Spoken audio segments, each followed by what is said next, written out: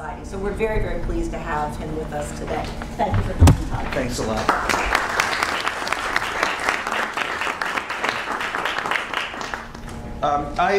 In the spirit of the classroom that I like to teach, I don't have a lot of visuals. Those are memory aids. I hope that the approach that I've chosen will be sufficiently interesting to substitute for the bells and whistles that you're probably more used to. Can you hear me? Yes. Yes.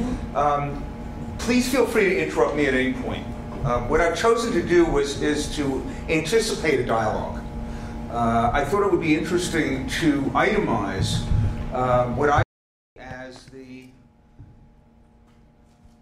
9 most frequently heard, or at least most frequently heard by me, errors, or let's say half-truths, or somewhere between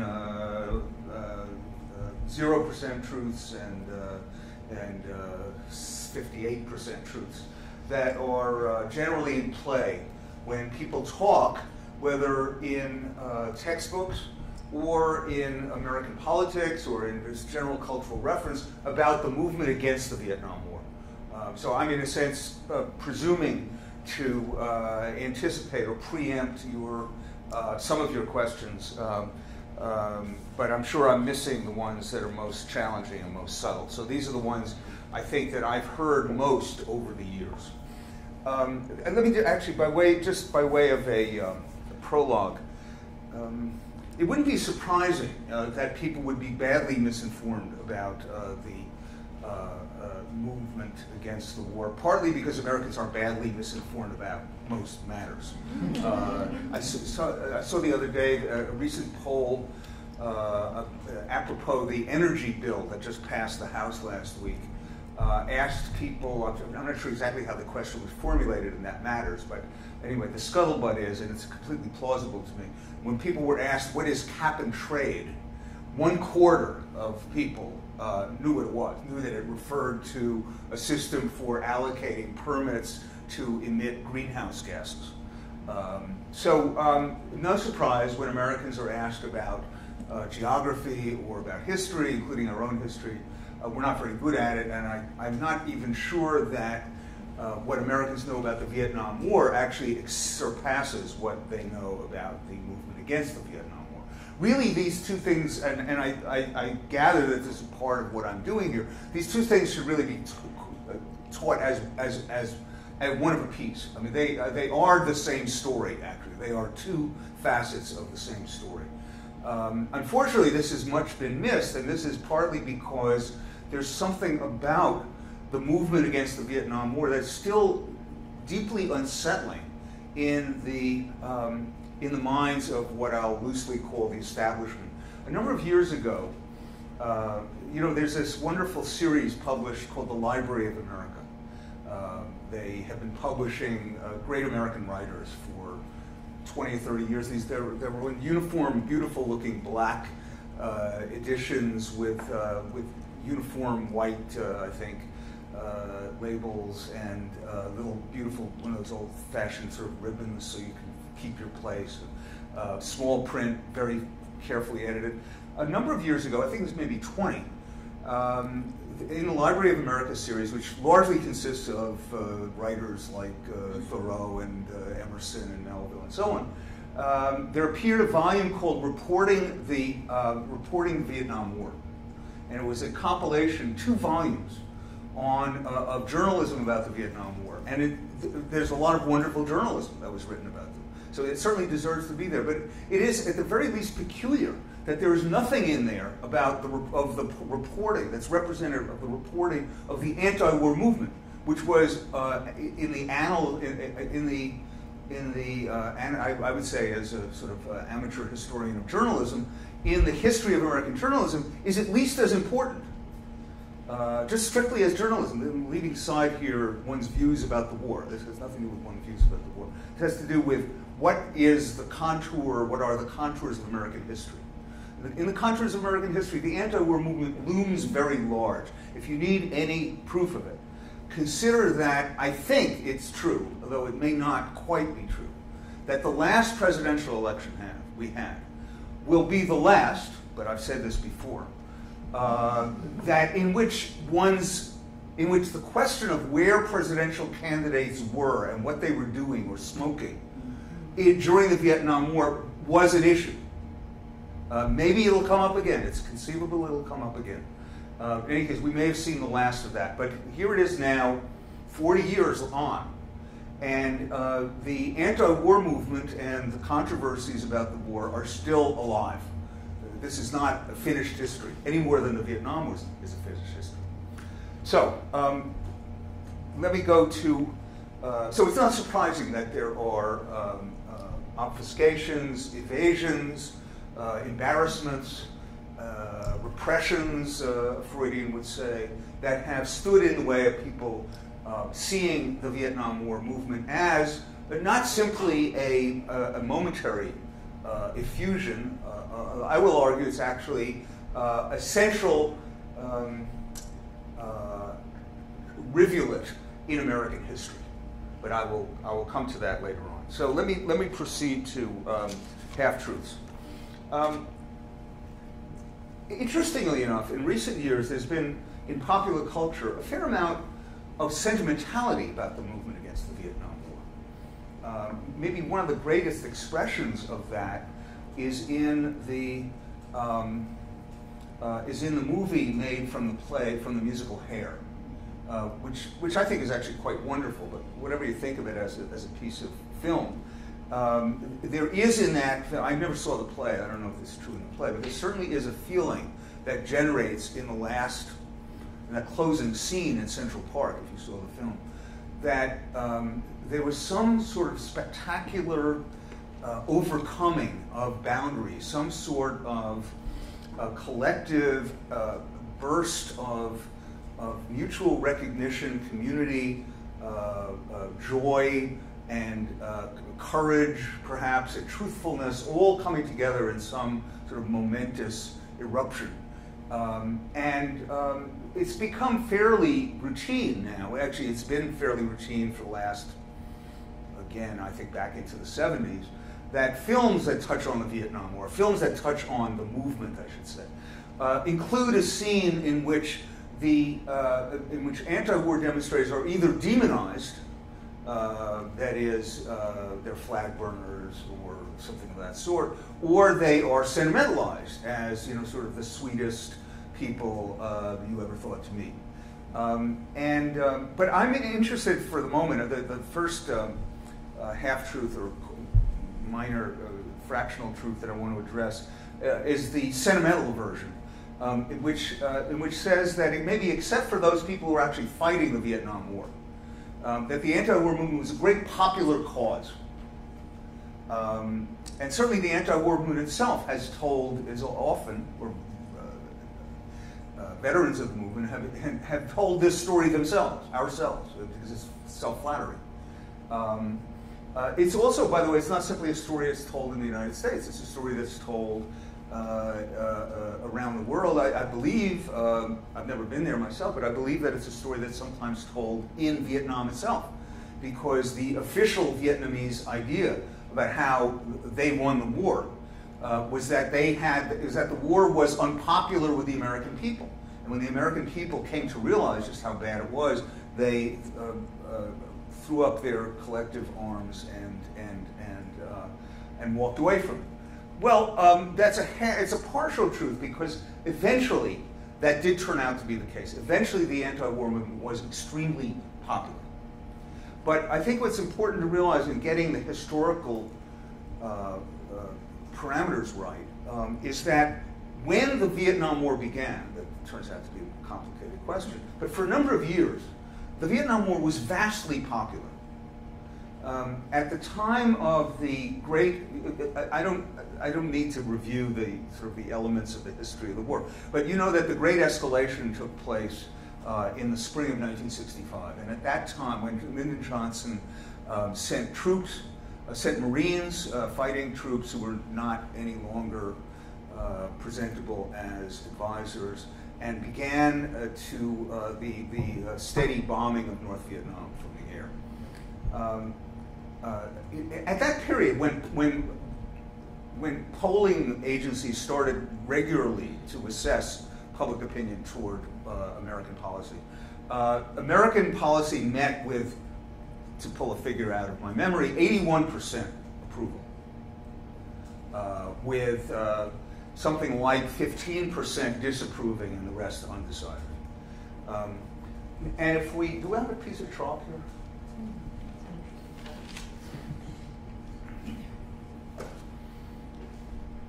So if we were to look at the entire, now as you know, we could start looking at this during the Kennedy years, but let's sort of arbitrarily decide we're going to start looking at it in 1965, where we have, let's call this 50% approval, 80, and 100.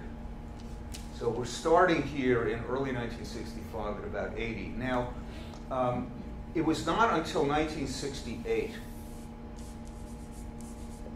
that public disapproval reached the 50% line, continued to decline from there.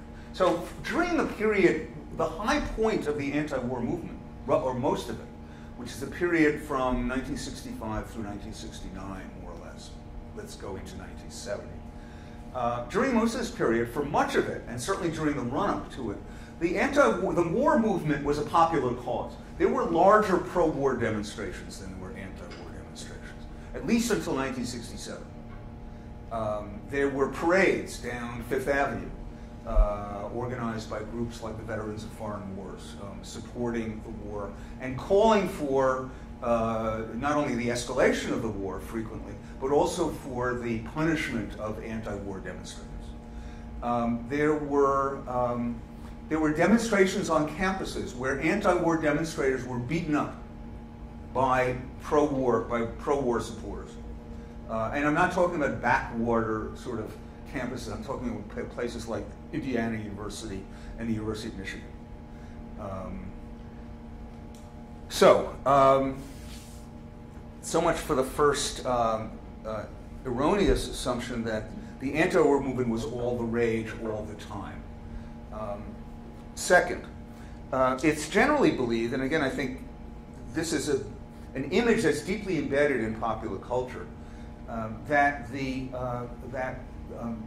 center or the predominant population involved in the anti-war movement were students. This is connected then to, I might as well include this here, a sort of attendant myth that the anti-war movement was fundamentally an anti-draft movement. That is, it was a protect yourself movement.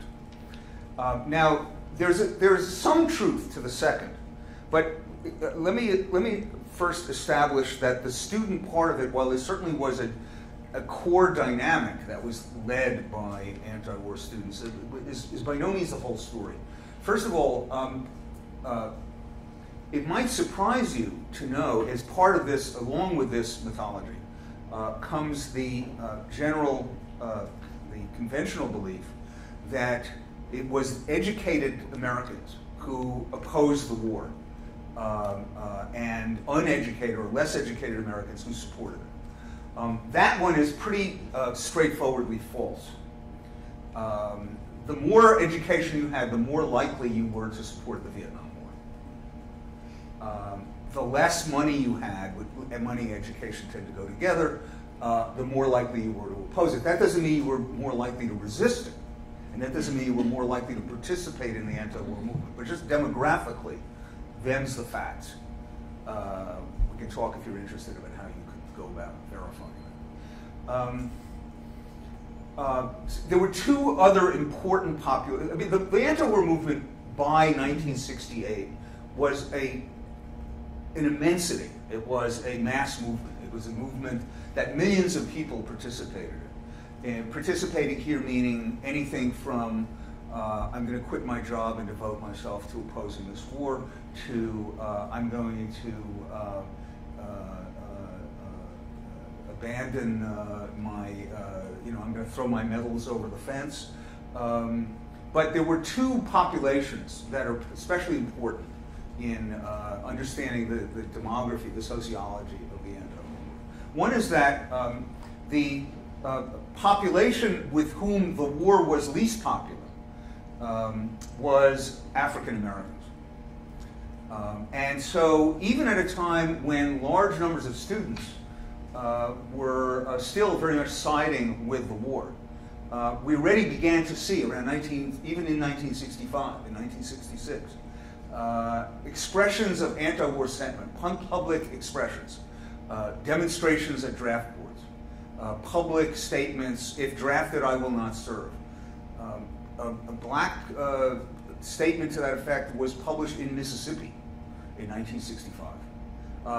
So one reason we don't know this story so well is the same reason we know more about the doings of educated, turn out to be largely white people in America than we do about uneducated, which is disproportionately non-white people. And therefore, no surprise, a demonstration at a university campus is a much bigger story than a statement by a bunch of black people in Mississippi that they disapprove of the Vietnam War. So that needs to be borne in mind. The second population that is almost always neglected, and I think I've actually neglected it to some degree for certain reasons in my own book, when the anti-war movement is talked about, has to do with the armed forces. This is something I don't really want to take a lot of time on, but I'm happy to answer questions about it. Beginning in 1966, and certainly accelerating considerably in 1968, 1969, there was a vast movement of soldiers, of on-duty personnel, military personnel, in all the armed services, that took many forms. It took the form of publication of anti-war newspapers, of which there were literally hundreds.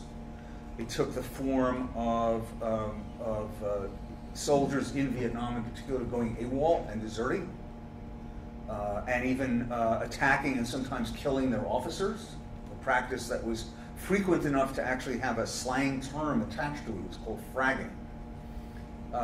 To such a point that by 1970, that is to say, still several years from the end of the war, the military itself was deeply alarmed about the condition of the armed forces and the demoralization that had spread significantly because of the Vietnam War, because the war was still being fought with draftees primarily. And this is very important, I would say maybe the most important motive for converting the armed forces from a draft system, from a conscription system, into a volunteer system, which we have to this day. An article was published, I refer to it in my book, by a colonel, an Army colonel, in the Armed Forces Journal in 1970, that included some extraordinary statistics. This is an Army colonel's report on the incidence of drug abuse, drug addiction, AWOLs, desertions, fraggings, and so on in the armed services and the military. The quotes from that, I mean, it almost sounds like something lurid out of an underground newspaper. The language that's used by this colonel, language of the order of the American armed forces are unraveling, dissolving. I mean, this was a momentous event in military history. So one reason to cast a skeptical eye on the view that the movement against the war was a student movement is to reflect on how we form such images. We tend to form such images out of media coverage. And media coverage is more interested in general and has greater access to, it should be said, the doings of university students than of soldiers who are living on isolated bases or even in other countries whose doings, whether criminal or not, are simply less accessible to reporting. But there's another aspect of this story about the students that is terribly important. And it bears on the sort of the footnote that I'm appending to the second point, namely the claim that the movement against the war was largely a movement against the draft. That is to say, the movement against the war was a movement on the part of college-age, of draft-age men who simply didn't want to go to Vietnam. Now, this is not a falsity, but it's a distortion. And the proof of it is this. From the beginning, up through 1966, if you were a student enrolled in a college or in a professional school, you were actually exempt from the draft. In fact, one way of calling attention to yourself and making yourself more susceptible to the draft was by resisting the draft or publicly opposing the war. I have a friend from those years who's now a Canadian citizen and an honored international human rights lawyer, but once upon a time hailed from Cincinnati, Ohio, and went on his way to becoming a Canadian in 1966, when he was one of the first Americans who, instead of just sort of disappearing from the draft board, which is what he did what some of the more militant people were doing in those years, not huge numbers. He sent his draft card back to his draft board. In Kansas, where he was organizing student protests, was a sure ticket to a court date in federal court. And when he stood up and refusing to acknowledge the authority of the judge, stood there with his back turned, he was sentenced to I forget how long, and that was when he started his trip to Canada. If he had simply been an enrolled student, as he had been before, he would have been in no danger of being drafted at that point. Why were college students? You understand, obviously, I'm talking only about men, because women weren't in this picture at all yet. Women were not being drafted. Why were college students exempt? Because the draft was set up to play favorites. It was not a universal draft. I can tell you how we know that. We know there are actually documents that were unearthed that show that this was a strategy of the selective service system, the draft system, in order to encourage people to get a higher education and to reward them for doing so. That was one of the rewards. Every year after you were 18, you registered for the draft when you were 18 and you filled out a form. And every year, I believe it was every year, you were quizzed, are you still a college student? As long as you were a college student, you got an automatic deferral. And if you just stayed in school long enough, eventually by the time you were 26 or so, they were no longer interested in you. Although technically you were still eligible to 35. So during this period, when the anti-war movement was actually accelerating, to be an active anti-war activist was actually, from the point of view of self-preservation, the stupidest thing you could have done. The smart thing would have been to shut up, go to school, and be a good boy. This changed beginning in 1966, when the selective service system started to run out of material, and began a series of moves, whose details I won't go into, to encourage college students to figure out how to divide eligible college students from ineligible ones. Sometimes by grades, sometimes by taking a college-wide test, and so on. So while it was certainly true by 1967, and certainly even more by 1968, that that one strong motive to oppose the war was that you didn't want yourself to go to Vietnam. That certainly is true, but it wasn't true at the beginning. And so the argument that the anti-war movement was essentially an anti-draft movement has a certain applicability in the later years, but not at the beginning. Okay, a third half-truth. This was a movement of young people. And in the collective imagination, this overlaps with the last point,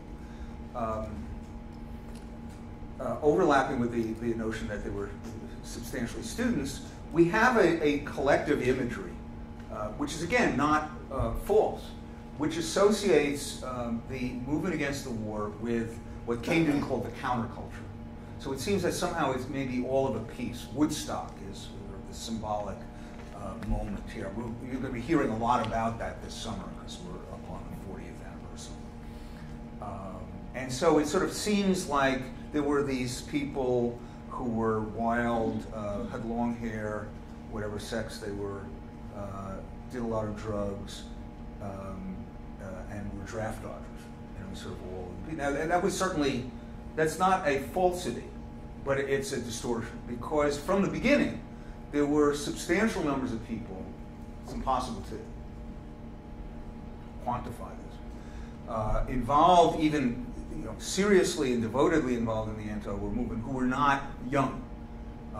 For example, just a point of local reference, one of the important organizations from quite early on through the entire Vietnam War in organizing activities, making public statements about the war and so on, was a group called Clergy and Laity Concerned Against the Vietnam War, CALC. One of the central people in that organization was the minister at Riverside Church down the street, William Sloane Coffin. That group had, you know, more staying power, I would say, more consistency, and eventually became quite large. It was largely an organization of religious, of Protestant clergy. Well, no, Protestant and Catholic both. There were separate organizations. No, there were also rabbis involved in it. So there was that. As the time wore on, between 1965 and 1968, if you looked at photos of people in demonstration, it would become clear to you that the later it is, the more the population who's visible in demonstrations resembles the American population as a whole. It's not Woodstock. It's sort of a mix of Woodstock and the 4th of July. It's suburban, you know, the proverbial soccer moms when they weren't, I guess they weren't soccer moms yet, they were probably basketball moms, softball moms. It looked, by 1969, which I'll come back to in a minute, it was an American apple pie movement, demographically, and certainly by age, among other things. Along with the previous half-truths, partial truths, is the notion that the well, there are two versions of it here, but one version, which I'll single out here, is that this was entirely or primarily a radical movement. That is to say, it was a movement primarily of people who wanted to make fundamental changes, fundamental reforms in the organization of American society across the board. Now, it certainly is true that the anti-war movement was kicked off by radicals, by specifically groups like the one I was involved with, Students for a Democratic Society. And the earliest, for example, the earliest demonstration, which I helped organize, the national demonstration against the Vietnam War in 1965, was organized by that group. But it was attended by people who were not radical students.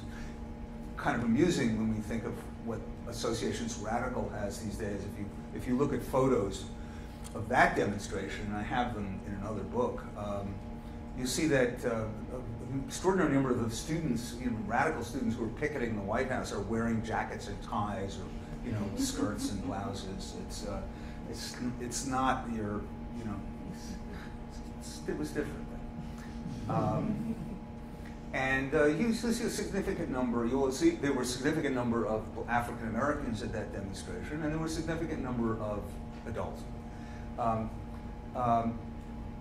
The radicals had the initiative in the early period of the anti-war movement. And the radicals here were not all of a piece. Some believed in organizing big demonstrations. Some believed in organizing civil disobedience actions. Some wanted more symbolic sort of protest. I mean, if you're interested, we can go into the various colorations. But again, as time went on, two things happened. First of all, the radical wing of the movement, which had many fish to fry, had many political objectives, tended to depart from the leadership of the anti-war movement. It was doing other things, especially trying to address racial issues. And increasingly, the leadership of the anti-war movement turned in the direction of a number of other forces, among whom were groups very far from radical. And by 1968-9, it wasn't even entirely clear that you could speak of a single anti-war movement. In fact, in part, a more moderate, I'm not sure that's the right word, but it's the media word, so I'll use it for now. The more moderate sector of the movement began to manifest itself partly in opposition to, or in a desire to differentiate itself from, the more radical student movement.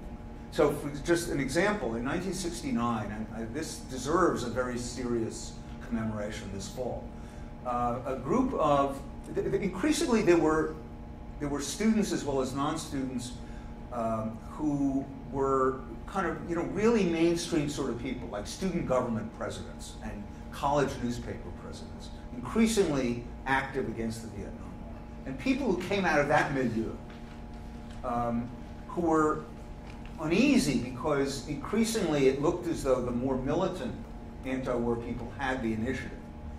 They decided quite deliberately and self-consciously to organize activity that wasn't confrontational, that was ecumenical and welcoming to people who were not especially radical at all, who were not even necessarily liberal.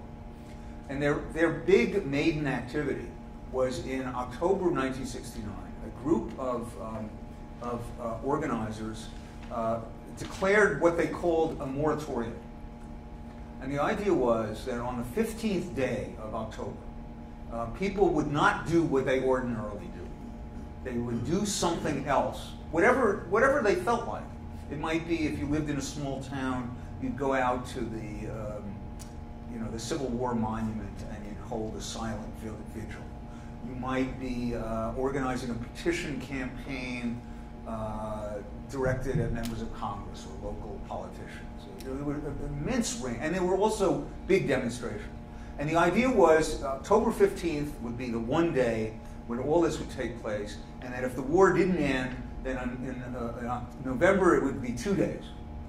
And then so on, from the middle of every month, a day would be added. Well, it lasted 2 months, but it was immense.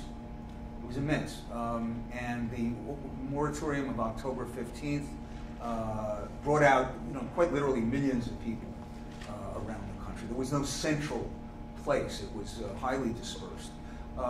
By November, there was so much momentum behind this movement that it did go to 2 days. And the radicals actually split off. So there were actually two sets of activities in November 1969. There was a very orderly, giant orderly demonstration in Washington, and there was a very unruly, confrontational, sort of semi-violent demonstration. So bear in mind that the movement was not just was not all radical. And in terms of numbers of people involved, again, this is guesswork. I think it's pretty safe to say that a vastly larger number of Americans in 1969 identified with the more moderate part of the movement like the moratorium. Yeah? So when did the movement come to Columbia campus? There was a chapter of Students for Democratic Society here probably as early as 1964. And there was even a kind of liberal protest group before that. But I wasn't here then, but my understanding is that they were a highly intellectualized group. And as SDS was becoming less intellectualized, they were sort of at odds. They were doing research about university doings, and so on. They were trying to figure out a way to relate to black people in Harlem, but they weren't actually that visible, although their numbers were growing. And it wasn't until 1968 when they decided they were going to be a kind of a militant, to use the term of the time, action faction, that they became renowned outside the campus. Columbia was not in the first wave of the student organizations, but I would say it was in the second. Yeah? Would you say also it's possible that in '68, the building of the gym into Morningside Park, the IDA research all came together so that SDS was here and interested in those things and in place, as it were? Well, yeah, there certainly was an organization in place. Right, they were ready to go and all those. There were actually two organizations in place. The SDS, which everybody knew about, but there was also the African American students who actually, without whom there would have been no demonstrations at all. That's another story. But yes, what you say is true. Okay. I think I'm up to number 6. One partial truth. Again, this is something this is an idea that probably is alive in about a quarter of America today. And it is that the movement against the war was a pro-surrender, pro-communist movement.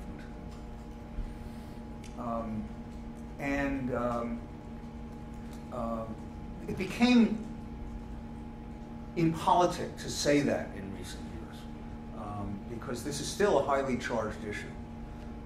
The war in Vietnam today is quite unpopular with Americans.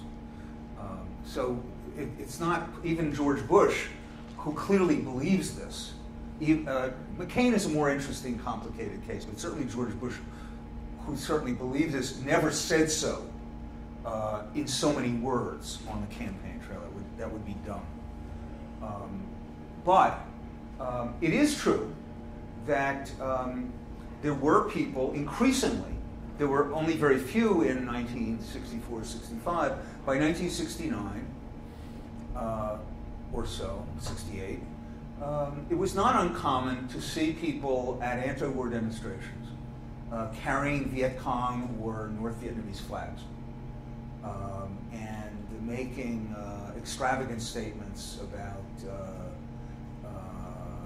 the virtues of Ho Chi Minh and other leaders of nationalist communism in Vietnam.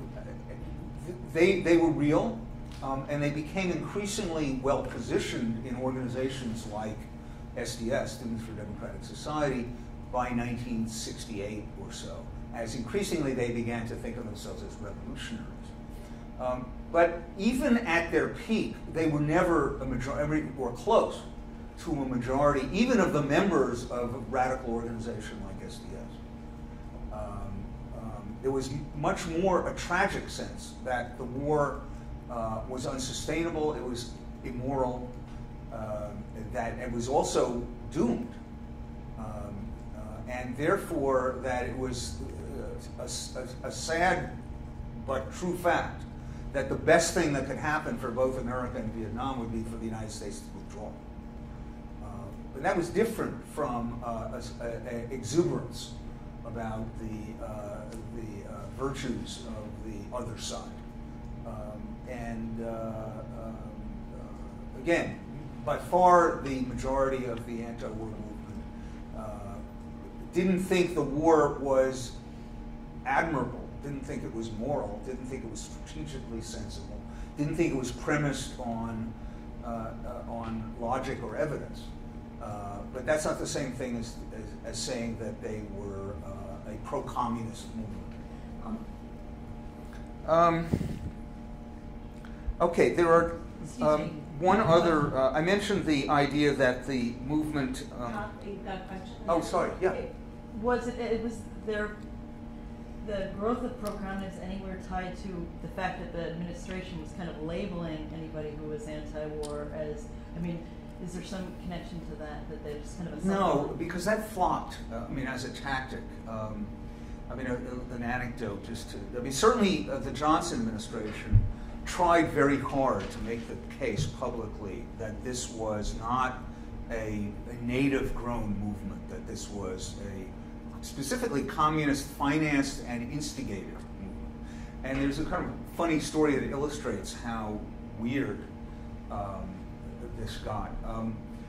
One of the first, actually I was about to talk about the press, so this will come up here. I'll speak to this in the context of speaking to another idea, which is that the movement was instigated by the media. A very common idea on the part of people in the Nixon administration, and still very much, this is the inception of the idea that the liberal media have warped America. Actually, I think good close studies of, including, well, I can give you references if you're interested, will show you that for the most part, up through 1967, media coverage was generally quite respectful. I'm talking about mainstream media coverage. The television networks, the major newspapers, the wire services, and so on. Was quite respectful of the American war effort. It was certainly not opposed to it. It was sometimes skeptical about whether what the government was saying was true. But it was not in some sense biased against the American effort or military. But one of the early pieces that really did shake some people in America who weren't yet opposed to the war was a piece on 60 Minutes. On CBS Evening News. In 1965, that was done by somebody later, I think maybe he's still at 60 Minutes, Morley Safer. Morley Safer was then a young reporter in Vietnam, and he was with I believe it was a Marine unit in a village named Cam Nay, and he appeared, narrated, it was actually a two-part piece, but the one that got a lot of people upset, including the White House, was one in which Marines set fire to huts with cigarette lighters, and sort of the huts go up. There's considerable, it's been reported, and nobody's ever disputed, that the White House was severely unhappy about this. And in fact, that Johnson himself illegally told the head of the CIA to invest, well, maybe it wasn't illegal, for the reason I'll tell you in a minute. They said he wanted an investigation to see whether Morley Safer was a communist. The reason I take back what I say about illegal, the reason it wasn't illegal, because the CIA isn't supposed to be bucking around in America, but Morley Safer was a Canadian. I'm not sure if he was still a Canadian citizen, but he was a native Canadian. You can still hear it in his vowels, even after all these years of living in America. And so they sent an investigation. They sent investigators to Canada. They liaisoned with the Royal Canadian Mounted Police, and so on. They went around knocking on. They went to visit Safer's mother. They went to visit his childhood neighbor to find out what all this was. Eventually, the head of the CIA came back to the White House. Richard Helms was his name, and he reported that they'd been looking into this very closely, but sorry, Mr. President, we have to tell you, he's not a communist. He's just a Canadian. And to which Johnson is supposed to have said, I knew he wasn't an American. So, I mean, there was something of a, it was not helpful to the Johnson administration to try to pin all this on communists. It wasn't because there weren't people in the population who were inclined to agree with it. And this was still, we were still in the Cold War. But the story of what was going on in the war was itself much bigger than these charges. And the horrors of the war, images of which Americans did behold frequently, did not help the cause of the war. Now, this still doesn't settle the question of what part the media played in developing this sentiment. And people have still argue about it. It's a very interesting question, very difficult to make a conclusive case. But I offer as a kind of reason for skepticism another diagram.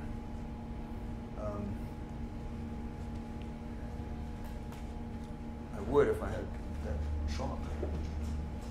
Ah, here it is. Okay, this is I draw this from a political scientist at Ohio State named John Mueller, who I first heard talk about this in 1983, and I found it quite convincing. So we have this graph. This is the story of American public opinion in the Vietnam War. But here's another graph of public opinion. I mean these to be the same curve. This graph's public opinion toward another American war, and it is in fact the Korean War,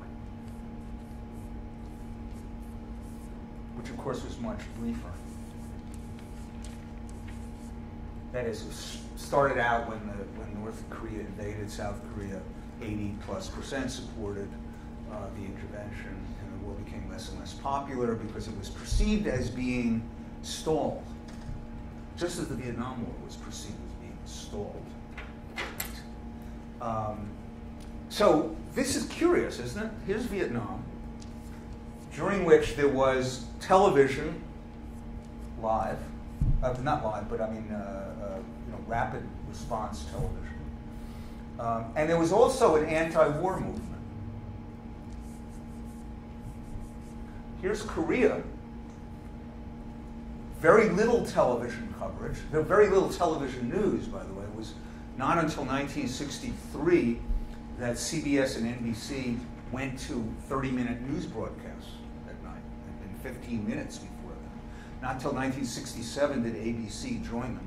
So here you had very little TV coverage. And while, of course, there was war coverage, this was during the height of the most fervent anti-communist feeling in America and in American media. There were very few journalists who departed or raised serious questions about the American version of the Korean War. And moreover, there was almost no anti-war movement. So isn't this interesting? How can we account for the fact that we have the same trajectory of public opinion in these two very different cases? Well, a couple of numbers, I think, essentially answer the question. A couple of numbers with it. The number here is 58,000 plus. And the number here is 32,000 plus. And you know what those numbers refer to. Those are American dead. I think it's not generally understood that the Korean War, which lasted only 3 years, actually killed more American soldiers per year than the Vietnam War did. But the numbers are commensurable, same order of magnitude. I think what this demonstrates is that the primary impetus to the declining popularity of these wars was, number one, the mounting of American casualties. Number two, in a war that was perceived as not being well conducted, that is to say, failing. It was perceived as failing. Dwight Eisenhower was elected in 1952 on a platform, not just because he was a general, but because he did not promise to accelerate the Korean War. His big campaign slogan is, "I will go to Korea." I will go to Korea, meaning I will negotiate us out of this. Many people believe that Richard Nixon campaigned on the equivalent. Remember, Nixon had been Eisenhower's vice president. Many people believe that Nixon, when he hinted that he had a way to end the war, was trying to evoke a similar sort of expectation that we were stuck in this war, which Nixon, after all, had not produced. That's true. And that he would phase us out of this doomed situation in just the way Eisenhower phased us out of Korea. There's more to be said about all this, but and certainly a lot to be said about the media. But just if we're talking about arguments about how the war ended, then I don't think you can say that either the media or the anti-war movement was by itself a sufficient condition. Now that brings me to my final point. The counterpart myth to what I just said is the idea that well, I think many people do believe, including some people who were involved in the anti-war movement themselves, that the movement had no effect on the war. That administrations from, if not Kennedy, which is debatable, but certainly on the part of both Johnson and Nixon, were so resolved to commit resources, bodies, treasure, that the war was sort of rolled over the anti-war opposition like a tank. Well, not exactly. So how can that be? I've just argued that if we look at the state of public opinion, that public opinion was toward the war was declining regardless of whether there were anti-war demonstrations. But here's how I can say that it's mythological to say that the movement had no effect on the war. There are specific junctures in which the presidents, both Johnson and Nixon, were acutely aware of the anti-war movement and actually hesitated to escalate because of their fear of public reaction. I can give you, just for simplicity's sake, I'll give you two examples. The first was in the fall of 1969. I mentioned the moratorium demonstrations. We know now, we did not know then. I should say that when this giant demonstration took place in front of the White House in the fall of '69, the White House let it be known that the president was so oblivious, so indifferent to this display of opinion, that he wasn't even going to be paying any attention. He was going to be watching the football game. It must have been November. And that wasn't true. That was a cover story. The truth was that Nixon hoped then to bring a rapid end to the war with a radical escalation. An operation had been worked out with the Joint Chiefs. It even had a name. It was called, for some reason I don't understand, Operation Duckhook. Operation Duckhook was to include a whole series of escalations that would take place either simultaneously or near simultaneously, aimed to demonstrate to the North Vietnamese that they would be obliterated unless they capitulated. Among the measures of escalation that were envisioned were the landing of Marines north of the 17th parallel in North Vietnam, the invasion of both Laos and Cambodia in order to get to North Vietnamese and Viet Cong bases, the mining of Haiphong Harbor, the major harbor in North Vietnam, through which all shipping passed. There were other measures, all lesser measures, but it was also envisioned the conceivable use of tactical nuclear battlefield weapons, so-called, was also envisioned. That was Operation Duckhook. Operation Duckhook was called off because of the protests of the fall of 1969. Again, nobody knew this at the time. Nobody knew that it existed. Seymour Hersh, one of our great investigative reporters, first published this in his book about Henry Kissinger that came out in the early 80s, and it's subsequently been reaffirmed. The fear of the country just being torn apart by protest convinced Nixon that this was a bad idea. Now, it wasn't that Nixon didn't end up doing some of those things. He did. He did invade Cambodia in 1970. He did invade Laos in 1971. He did mine the harbor in Haiphong. Did not use nuclear weapons, thank God. And but because these measures were spread out over a number of years, they didn't have the overwhelming weight that they would have had in the first. So this is a very concrete example, as good as history generally affords, of a movement actually having a specific impact. The second example I'll give, again, it's connected to this, has to do with the invasion of Cambodia, which took place in I believe, April 30th, 1970. What that precipitated Nixon made the announcement of what he called an incursion of American troops who had been secretly bombing Cambodia for a very long time. That's another story. That ground troops were going to be sent to invade Cambodia. There was an amazing outpouring of opposition. During that week, the week of April 30th, a majority of, believe it or not, a majority of American students, for the first and only time in American history, demonstrated against the escalation. And in fact, it was one of those demonstrations against the escalation that was fired upon by the National Guard at Kent State University, resulting in the deaths of 4 people. That was part of that week of activity.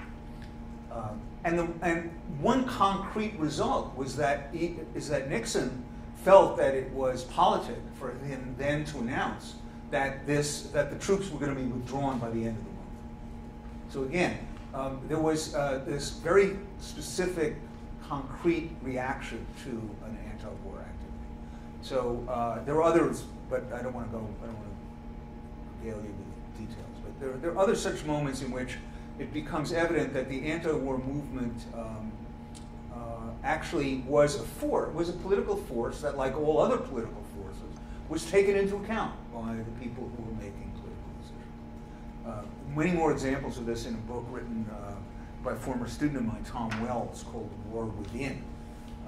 He went around in a very rigorous way when he was writing, it was originally his dissertation, and interviewed not only a lot of anti-war activists, but a lot of people, in fact, almost everybody who was anybody in the governments of both of Kennedy, Nixon, and Kennedy, Johnson, and Nixon, trying to work out how they understood the anti-war movement, how they dealt with it, and this was his conclusion as well.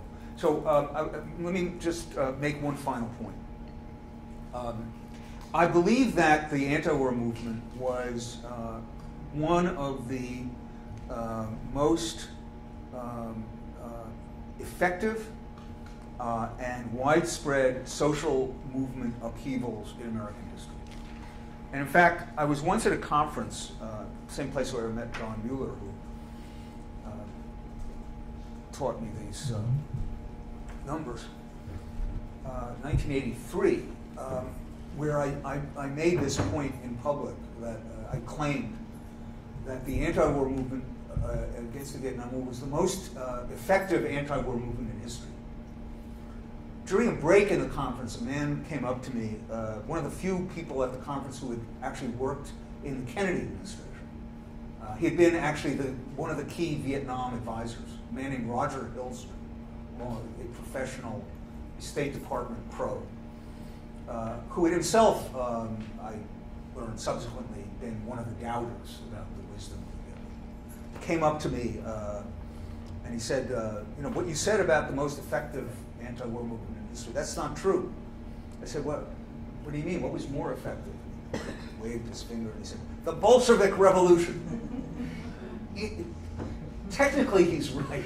In a way, he was right, except that the Bolshevik Revolution was more than an anti-war movement. It was, in fact, a revolutionary movement, but it is also true that had the Bolsheviks under Lenin not decided to oppose Russian participation in World War I, they would not have taken power. The war was deeply unpopular there. So, in a sense, although technically he was wrong, he was right. But I think it's worth underscoring that for all its whatever you want to say about the Vietnam War, about the movement and its merits and demerits, I think that it was momentous and that it deserves to be seen as one of the benchmark moments in the opening up, in the democratization of American society. So there it is. I'm sorry I went on so long.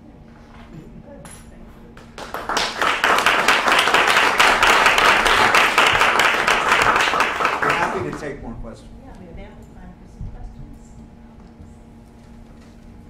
So I was involved in the anti-Iraq war movement, demonstrated here in New York and so forth. And what do you think? Why was that movement so unsuccessful? what elements did That's a really interesting question. Several things. First of all, by the time the Vietnam War escalated, there was already a movement infrastructure. There had been years of the civil rights movement. There was a generation of organizers. There were organizations like SDS, which had begun in 1962 without any particular interest in Vietnam, and in fact, without primary interest in foreign policy. I was one of the people in 1964-5 trying to get SDS to pay attention to foreign policy questions, but I was in a minority in the organization. The organization had been formed primarily as a multi-issue organization to deepen and enlarge the civil rights movement. But there was an infrastructure. There were communication. It wasn't. There were no text messages. There was U.S. mail and occasional long-distance telephone calls. But it matters when there are pre-existing organizations. I mean, this is a stretch as an analogy, but I think historians would agree if it were not for the black church, there would not have been a civil rights movement. You had a place where people gathered. You had a place where people could talk to each other. You had a place where ministers had a pulpit. And so we weren't organized like that, and we had nothing like the presence of but the point is basically right. Movements don't just come out of sentiment. They in part emerge from, or certainly have as their preconditions, that there are networks of communication, trust, people who are comfortable with each other, people who've turned, for whom a movement is not weird, for whom it's become routine. Second thing, I think it was, in the case of the run-up to the Iraq War, I think it was extremely clear from the beginning, that is from sometime in 2002, that the Bush administration was hell-bent on that war, and they were simply not going to be dislodged. And it wasn't just because they said so. I mean, Johnson had said the same thing, and Nixon had said the same. However, I think those who opposed the Iraq War intuited accurately that Bush meant it, and they could intuit that from having observed him, because that's the that was the kind of politician he was. He was a bulldozer, and so I think the movements are built on a compound of sentiments, and certainly one of them is anger, but also equally certainly another one is hope. I mean, it's one thing to go on. I went on it in February '03. Made a huge demonstration, bigger than any single demonstration of the Vietnam War. If you look at it worldwide, definitely. Yeah. But it was a one-day affair, and I don't think. I mean, in a way, this is retrospective mind reading, but I think that it sort of felt like a gesture of, to me, like a gesture of indignation, without a whole lot of hope attached to it, that there was actually going to be some momentum against the war. And there's an interesting thing about public opinion with respect to the Iraq War. This would be the third thing I mentioned. The public was actually, in many ways, ambivalent. The public, even though the initial numbers of support for Bush, once the war started, the numbers were huge. But there were interesting early polls. There's a book, I can't remember the name of it now, it was published a year or two ago by one of the former chiefs of the Gallup poll, who wrote about this quite tellingly, I thought.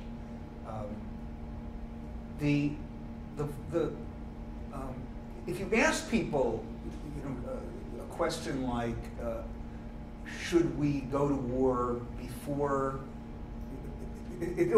These questions, I can't remember the exact wording. Should we go to war if we know there are weapons of mass destruction? Should we go to war if we don't know? Should we go to the war if the UN is still inspecting? Those sorts of questions.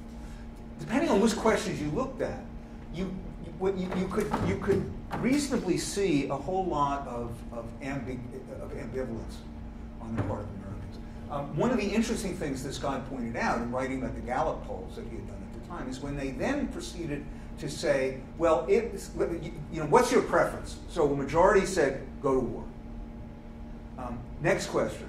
If your preference is not acted on, how will you feel about that? Words to that effect. That is to say, how intensely or how clear are you that your view is the correct view?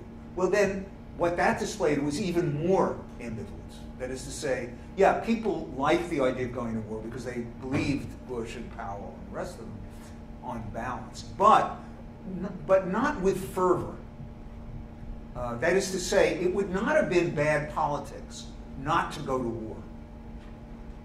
But it was, for the Bush people, an impossibility. So I think this was somehow understood in 2002, 2003. And that's why these sometimes very large demonstrations flopped. I'll ask one more factor.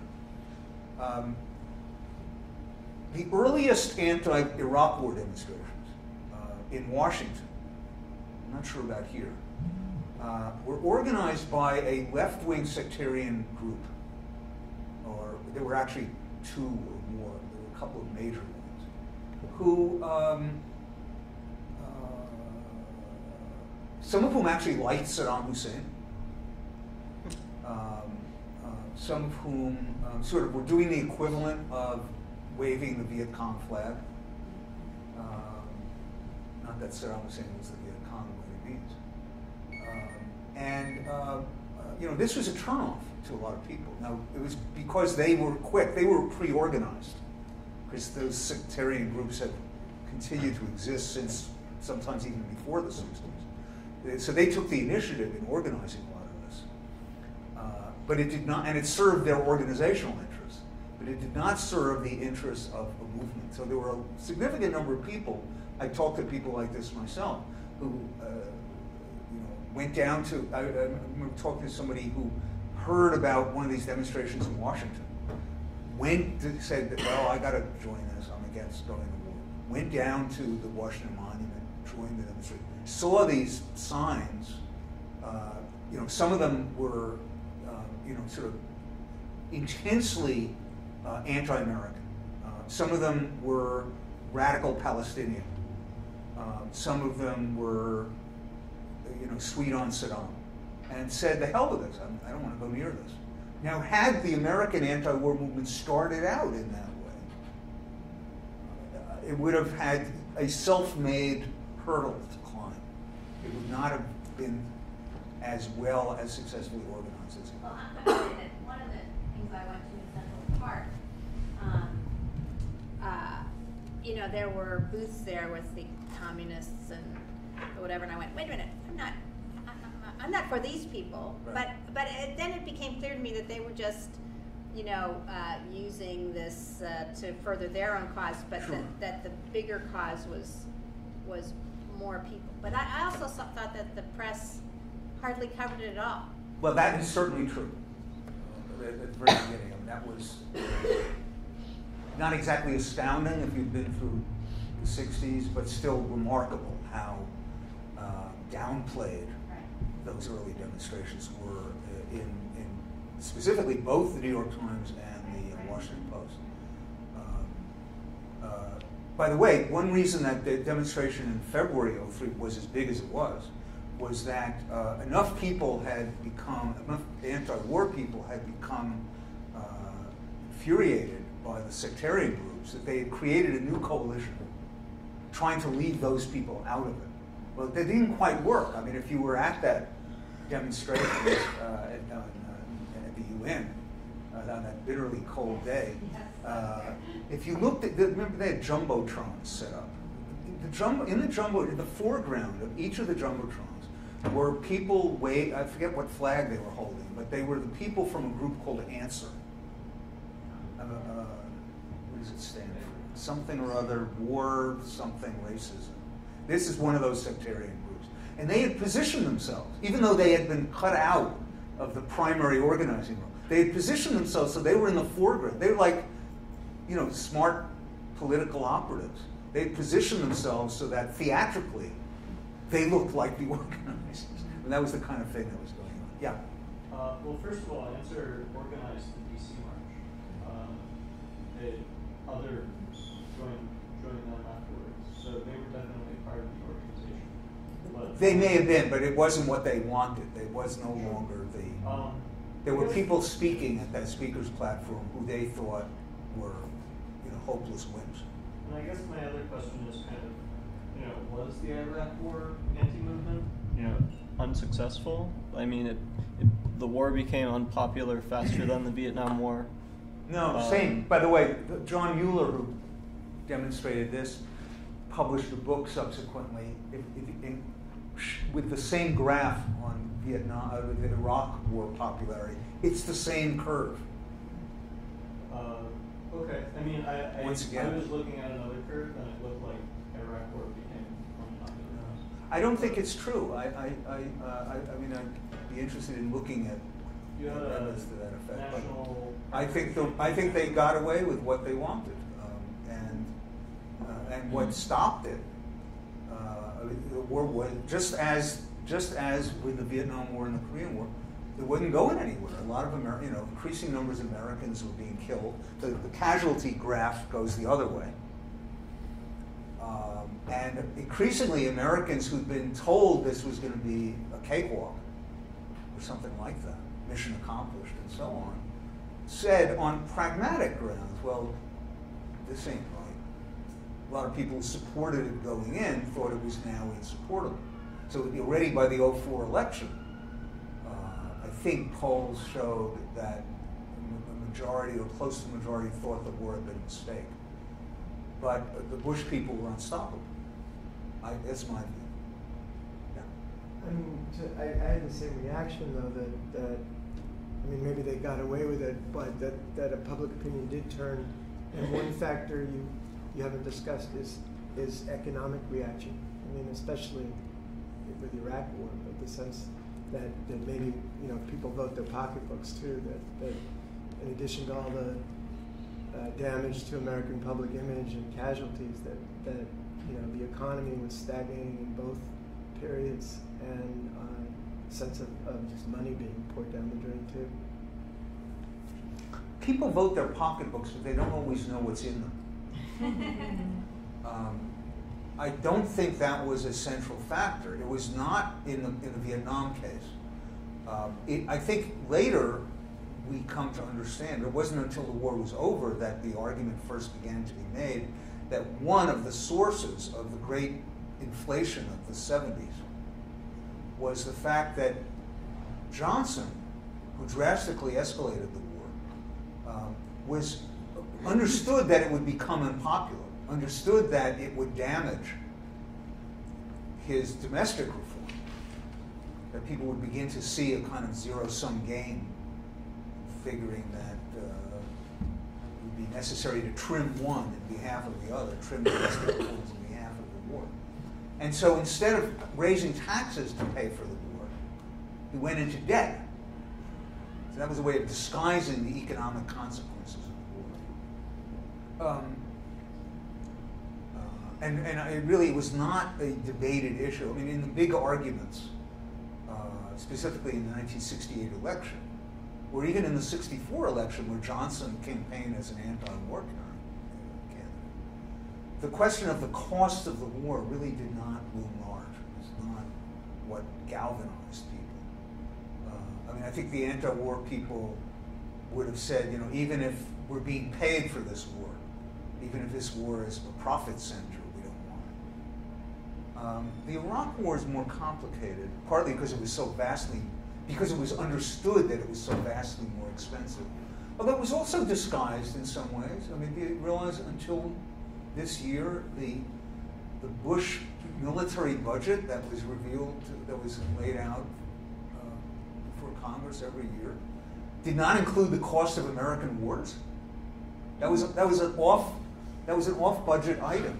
The cost of the Afghanistan and Iraq war. I mean, who could make this up? I'm not making this up. We have the military budget, and then we have the budget for these two wars that were running, I forget, over $100 billion. I mean, I think Joe Stiglitz over in the economics department was one of the first to say this is going to be $1 trillion war. He was just talking about Iraq, and he was right. But I think that was sort of humming along in the background. But I don't think it by itself was decisive. It certainly, there certainly was no, the way to have dampened or maybe eliminated the economic costs of the Iraq War would have been to rescind the Bush tax cuts. There was no mass movement to do that. In other words, it would have been a rational thing if you approved of the Iraq War to say, okay, well, we've got to have this war, so let's pay for it. We raise taxes in wartime. That's what you do. Wars are expensive. Empires have collapsed because they haven't been able to finance their war. There was not even liberal Democrats were willing to do that because it was a loser. Americans didn't want to raise taxes on the rich. Yeah. I'm interested in if you could comment both from your experience but also in the contemporary on the tension within anti-war movements or movements generally between discursiveness and dogmatism. You pointed to it earlier when you talked about, this group wasn't on message and they weren't sort of invited into a coalition. And while I understand the need for that in sort of the political calculus, at what point does a movement become like the thing that it's moving against in its attempt to undo its effort? Well, so I wonder if you could comment on that, from your experience and also in the contemporary. Movements are human contrivances. There's nobody in them but human beings,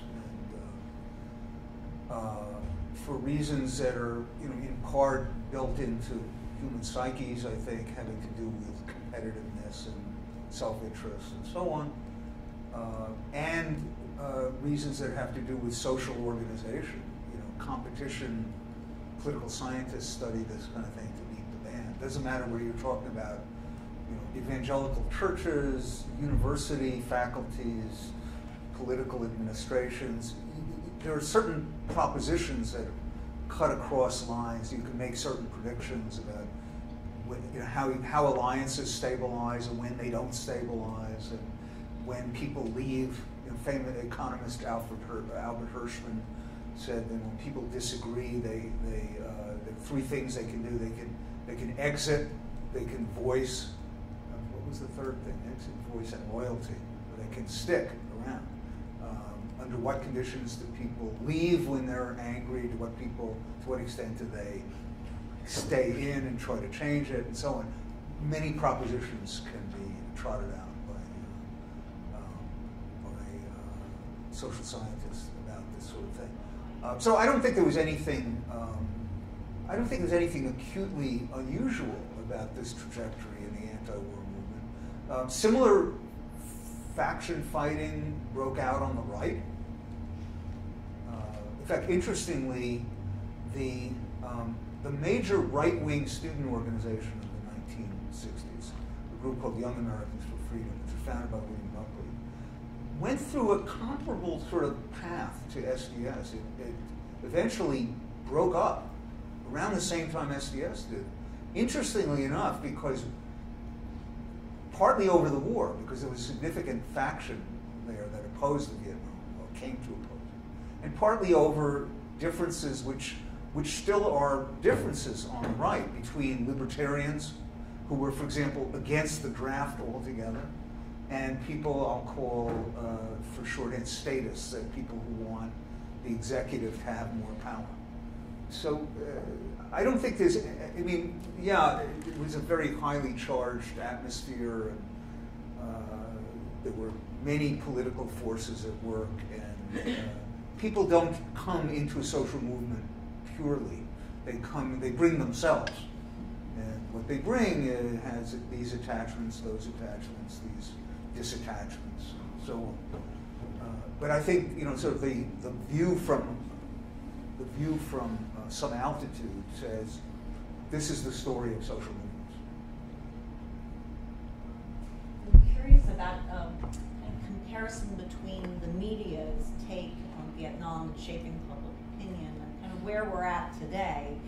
We saw these embedded reporters in Iraq, but the scope, of course, of their involvement, what they were allowed to see, seemed rather narrow by comparison with those who reported Vietnam. Well, that's true. And today, when one thinks about what's going on with newspapers, it's even more frightening about what we know and don't know about what our government does. So I'm just curious your thoughts on that. Yeah, that's very important.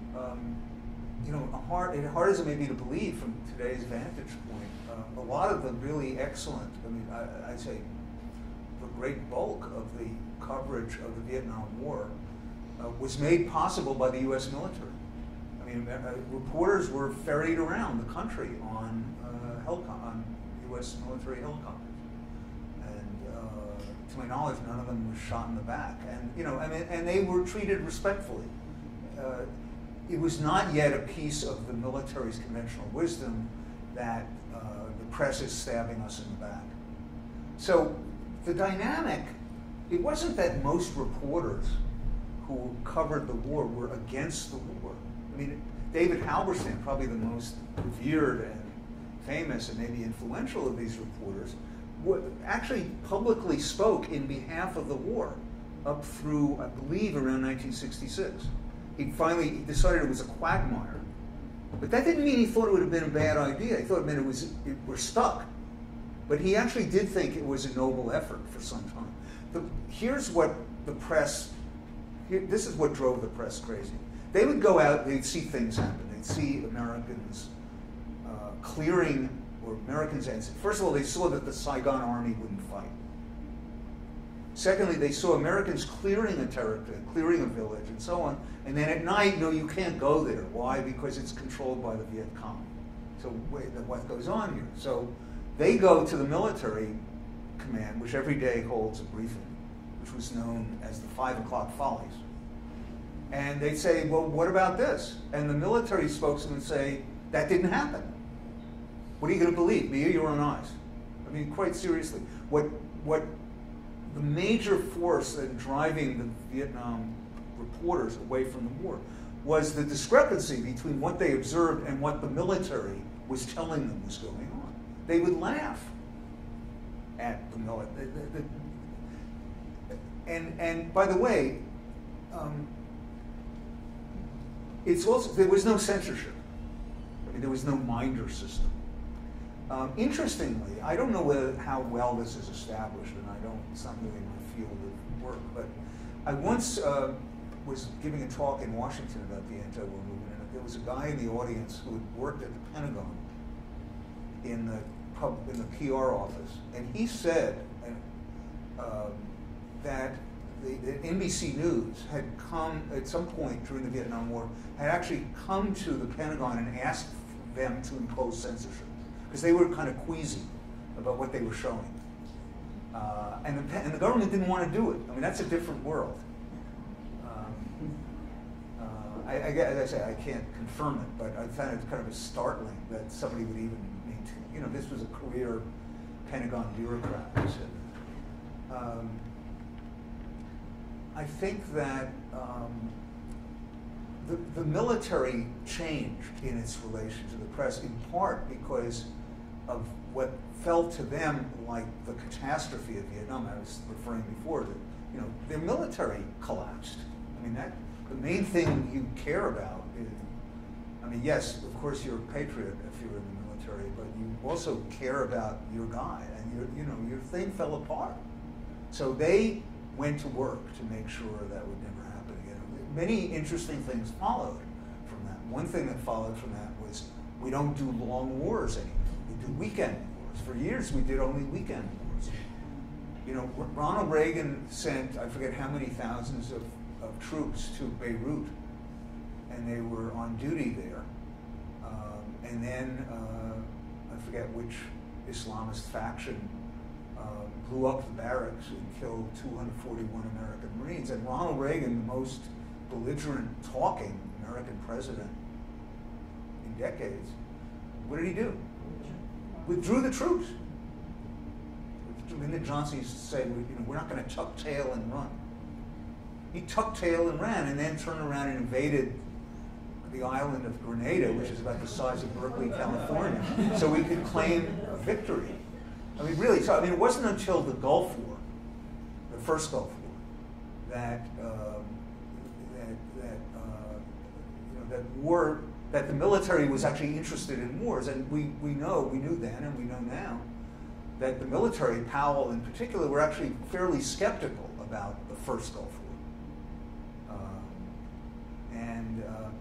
First Caspar Weinberger, who was Secretary of Defense under Reagan, and then Powell, enunciated doctrines, conditions under which we should go into war. And that's when we started hearing about exit strategies and popular support. So don't start these wrong wars that are unsustainable and are bad for the military.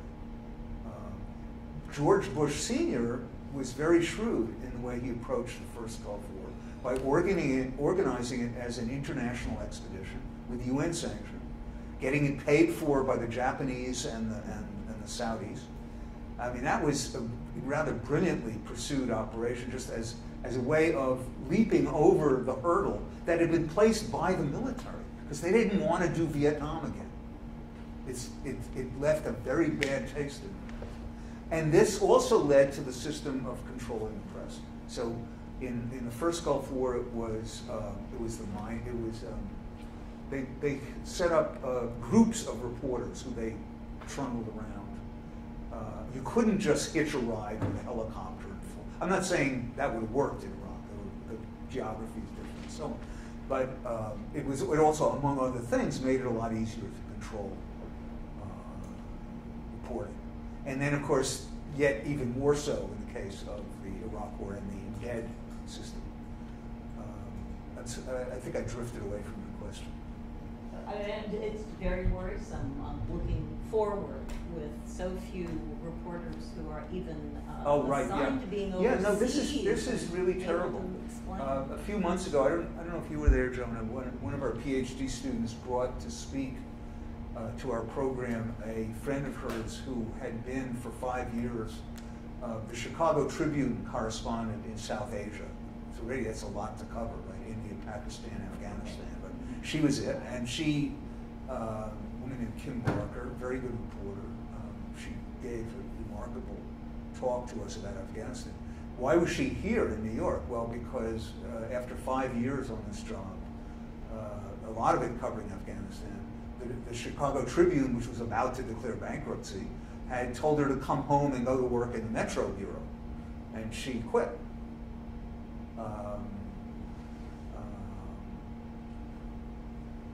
We haven't gone down to zero, and we still have one serious newspaper. I'll tell you another story. I had an old friend from college who became a Washington Post foreign correspondent, a very good career there. I saw him a few weeks ago, and he took, like most of the experienced people, they took a buyout because they're down. The more experienced, which means also older and more expensive people, were bought out. So he said he'd gone over there for a meeting recently, and there used to be in the Washington Post newsroom a big globe that with pinpoints or flags or something, probably not flags, but here's where we have our bureaus. Now, even in the good old days, the Washington Post, one of our major newspapers, was not that widely dispersed. I actually had a good friend who was, for a couple of years, the Post South America bureau chief. She was based in Buenos Aires with an assistant, and her job was South America. But they had been a pin on Buenos Aires and so on. Well, they've taken the globe away.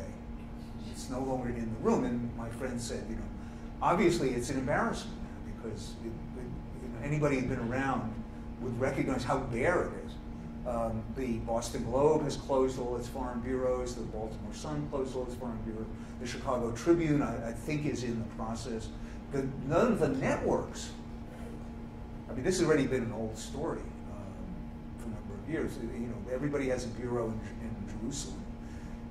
One of the best reporters of the Vietnam War, who I'm still in touch with, was then at CBS and then went to ABC, covered a lot of other wars, but for many years, even in the 70s, he was based in London, and he was being parachuted in, everywhere, including the Middle East, because there was no bureau in. He covered the Iran Revolution. There was no, the ABC didn't have anybody in Tehran. And he's a wonderful reporter, but he's not a Farsi speaker. I mean, he'd be the first to say this is crazy.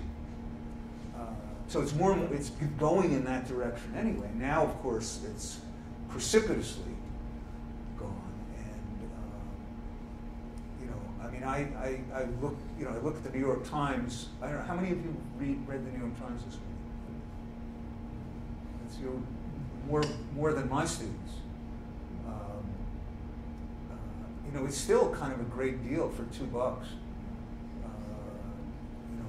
What you can get out of it, but it's not getting any cheaper. It's not, the dead tree version of it is not circulating any faster. I mean, to me, it's kind of miraculous that it's still as good as it is. That one thing you would have seen if you read it, either Dead Tree or I assume online, is a picture of the Times newsroom, which is quite unusual.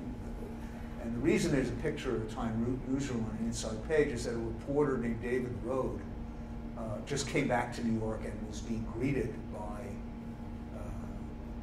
the publisher and his editor and other staff. Why was this a big deal? Because David Rode, who won a Pulitzer Prize a number of years ago for covering Pakistan, was kidnapped by Taliban in November, and only last week or 2 weeks ago escaped after being imprisoned for something like 7, 8 months. So he was being greeted. People like David Rode. David Rode is 41 years old. He's obviously, I don't know him personally, but obviously a great reporter. People like David Rode have to want to do this sort of thing. He was actually working on a book, so I've read, about the Taliban, and had agreed to go meet some Taliban honcho, and got kidnapped in the course of that. If we're going to learn about what is going on in places like Afghanistan and Pakistan, there need to be people like David Rode who who go out there and sometimes are foolhardy, but mostly not. There are eyes and ears. I say places like Afghanistan. What do I mean by that? Well, we're already virtually at war in Somalia, from what I can make out. But I don't know that there are any. Somalia is a very dangerous place. It's one of these failed states. There's no state. There are Islamist factions, and there are Al-Qaeda sort of people who it's speculated, at least, partly because of the drone attacks in Afghanistan and Pakistan, a lot of the Al-Qaeda people have moved to the Horn of Africa and Somalia. We should have more reporting of what's going on in Somalia. I don't know that much about what's going on in a lot of other places. So, to me, it's kind of wonderful that there are still people who want to come to journalism school and be journalists. And a lot of them actually are admits, the application went up 40% last year. But I think it's kind of inspiring because I think anybody who's coming to journalism school at this point, and they are coming, understands that they're not going to have the kind of career, that David Rode started at the Christian Science Monitor, and the Times hired him. He can probably spend the rest of his career at the Times. That's, 2 or 3 jobs was the old sort of mainline journalism career. And if you're a good foreign correspondent, you got to do it for many years. We have a man on the faculty now, Howard French, who represented the Times in Haiti, in various places in Africa, most recently in China. People like him who could do 20, 30 years at the New York Times, those jobs are going to be scarcer than hen's teeth. So people now, people who care about journalism, especially foreign journalism, are in the process of working out some sort of improvisational life where you do a lot of freelancing, you go from one thing to another, you don't expect to live, the way Bob Woodward lives. And bless him. So I don't think journalism is going to go away, but I think there's obviously a huge disconnection between the world of journalism and the world most Americans are living. And they know it, yeah. When you talk about journalism and the public opinion graphs, and you said that the Iraq graph is pretty consistent. According to John Mueller's numbers. Did the needle move at all with the My Lai massacre and Abu Ghraib? If you take two cameo kind of events. Right. Okay. Good. Very good question. In the case of the My Lai massacre, if memory serves, the massacre took place in the fall of '68, but was not actually made public until '69. I believe there was certainly a gap. I'm not sure, of a significant number of months. And then, the way most people learned about the My Lai massacre was these astounding color photos that had been taken by, I believe, a soldier that ended up in Life magazine, which was then a mass medium. It was like a television network. By that time, the war was already below, the popularity was already down in this territory here. Actually, I should have drawn it like this. We're already, down here. So, yeah, I'm sure if you looked at the detailed public opinion figures, I'm sure the war, by various measures, would have been, got a bump down in popularity. It certainly is true. I have seen the figures for Abu Ghraib, but I can't remember them at the moment. But I'm sure it's a mistake to draw these as smooth curves. They're more bumpy.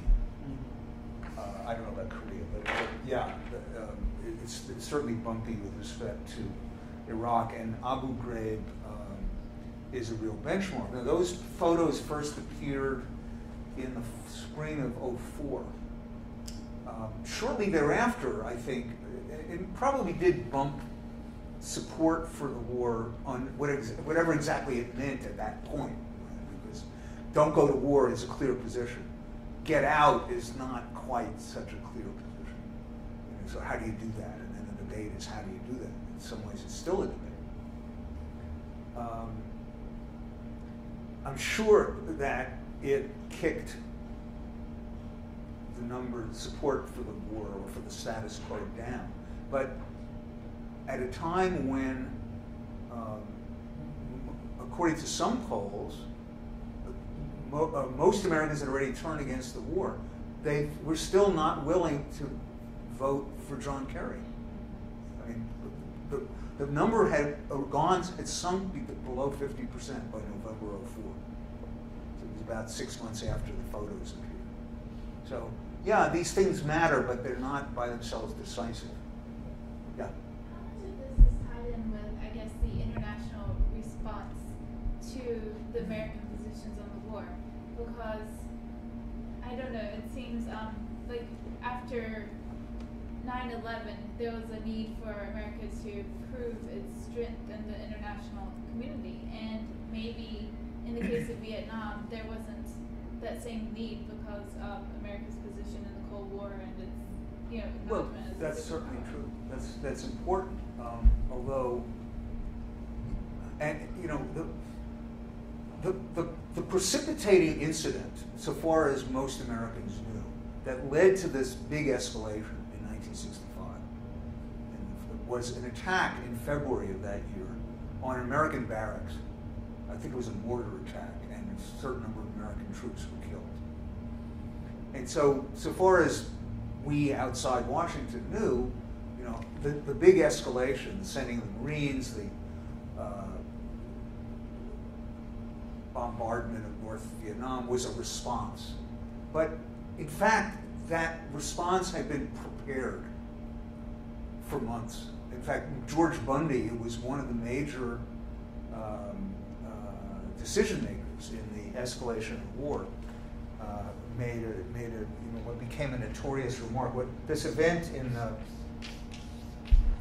February '65 was at a barracks at a place called Pleiku, and he said he didn't say publicly, but it's now accepted that he did say to somebody, Pleikus are like streetcars. They come along every so often. So this was just a convenience. Now, September 11th was not a convenience like that. September 11th is not like a streetcar. It's, you know, God help us, unique. And so obviously the state of the American mind was far more, what should we say,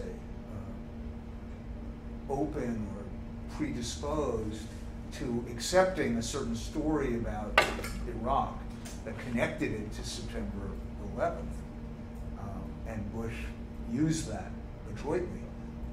And even then, it's interesting how much skepticism there was in the run-up to the war. So I would say that this impulse not to go to war, there's still, the Vietnam War is still a watershed.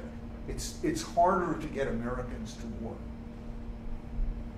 since then, even given the recent experience. I mean, I mentioned that Reagan was, you know, there were weekend, Grenada was a weekend war. Bush had a weekend war in Panama. He went and snatched General Noriega. That lasted, I think, a week. Reagan also, increasingly, what American governments tried to do was to pay proxies to go to war for us. We had a series of those. We funded the Contras in Nicaragua. We funded the death squads in El Salvador. We funded the Mujahideen in Afghanistan against the Soviets. That was a way of having a war but not having Americans die. And that's still, I think, Americans' preference, although obviously September 11th did change a lot, and sending 21,000 more troops to Afghanistan, for example, didn't seem to be controversial at all. In a year, it might look different. But I think there was a sea change where the default position, instead of being go to war when, you know, go to war with some alacrity, became, no, best not if you can avoid it. And it did take this immense, you know, catastrophic event to put Americans, at least for a while, into a different state of mind. Okay, we have time for one more question. Yes. I was wondering if you could talk a little bit about the connection between the civil rights movement and the anti-war movement. Something you said earlier made me wonder if for African Americans they were very connected. But I also was wondering if it's true that many in the anti-war movement were whites who had been purged from the civil rights movement. That's part of what happened. Because if you the time sequence is interesting. I think it's fair to say that the perception of most civil rights organizers, I don't know most, but certainly significant numbers, is by 1964-5, is that the civil rights movement has given what it set out to do, is basically won, or it's in the process of winning. The Civil Rights Act, 1964, the Voting Rights Act, 1965. Segregation is on its last legs. And then so civil rights, again, it's predictable from the way movements work that you get then clashes about where to go from here. Some people want to radicalize the movement. Black power comes from that. But and what went along with that in part was the purging of, at least in the more radical organizations, SNCC in particular, purging of white organizers. Quite a number of them actually did go into the anti-movement. And if you looked at an organization like SDS, which had a lot of its impetus from being a kind of support arm of the civil rights movement, starting from the sit-ins in 1960, if you're sort of looking for a way to enter history, and especially if you're white, the civil rights movement has less place for you, and obviously the anti-war movement has some kind of commanding presence for you. People who hadn't been very interested in the war, I remember this quite vividly, were suddenly extremely interested in the war. I mean, one of the other leaders in SDS who'd been very skeptical about the anti-war march we did in Washington. I remember vividly him coming up to me, exuberant, because he thought this was sort of a diversion. He didn't. I mean, he obviously was part of the organization. He went to it, but he thought this was kind of frivolous. Because what we really should be doing is organizing the poor.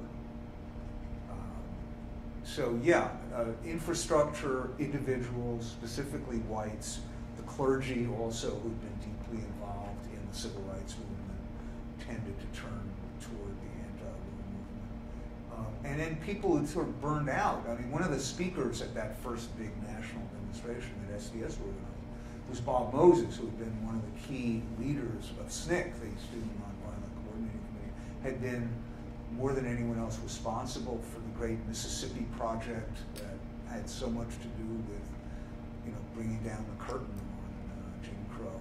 And he, been basically burned out by that experience and was actually on his way to becoming an expat for a number of years. He was one of the speakers at that rally.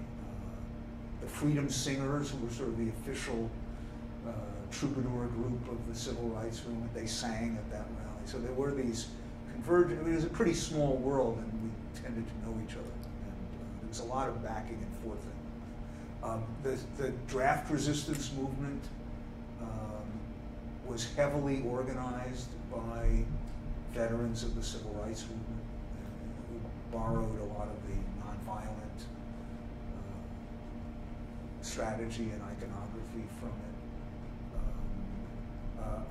Other veterans of the civil rights movement became early organizers of what I guess you could call the student, that is to say, the free speech movement in Berkeley and related movements that started articulating the idea that the university should be a place for a political community that works against illegitimate authority. The free speech movement, which was the one that kicked off that cycle in the fall of '64. I mean, note it's all happening around the same time. Those people, some of them had been organizing in Mississippi with the civil rights movement the previous summer. And after the free speech movement, many of them became early leaders, especially at Berkeley, of the anti-war movement.